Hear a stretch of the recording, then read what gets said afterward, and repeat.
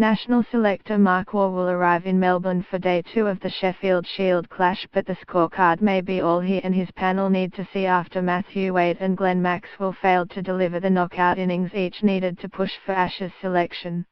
On a wild opening day of play between Victoria and Tasmania at the MCG, wicket-keeper Wade made only 5 off 42 balls before he was bowled, having attempted to pull a foolish delivery from around the wicket by paceman Peter Siddle. The Tigers were demolished for 172 off 64 overs, with leg spinner Fawad Ahmed claiming for -68. In response, Maxwell, stepping out for the Bush Rangers at no 3, could muster only 4 off 9 balls before he poked at a delivery from paceman Gabe Bell outside off stump and was caught by Wade. He had survived a confident LBW appeal from Bell on 2. Maxwell's failure came on a day when Western Australian Hilton Cartwright, also jockeying for the no-6 spot for next week's Brisbane opener against England, made a handy 35 against South Australia at the Waker. There had already been speculation he had nudged ahead of Maxwell.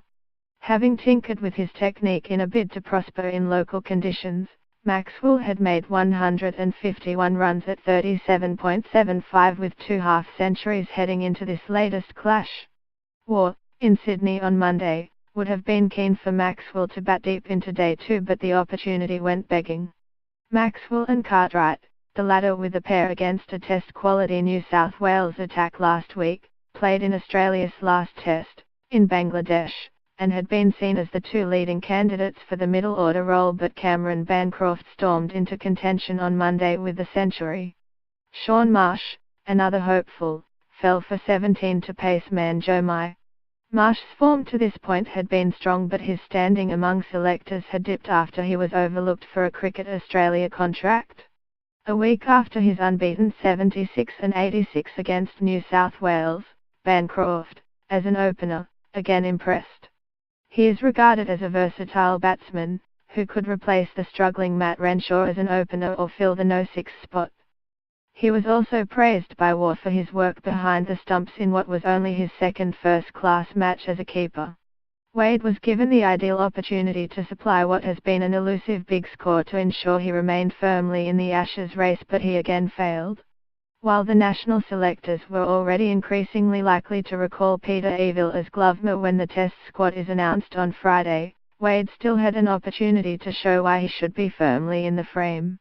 He has begun the domestic season poorly, falling for 1 and 6 against Western Australia and 9 and 17 against Queensland.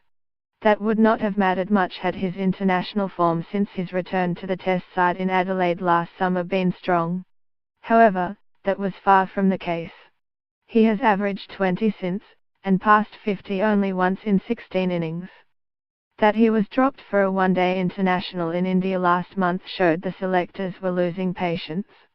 While Wade struggled, former Test batsman George Bailey, who memorably took to England paceman James Anderson at the Waker 4 years ago, effortless posted his first century of the campaign.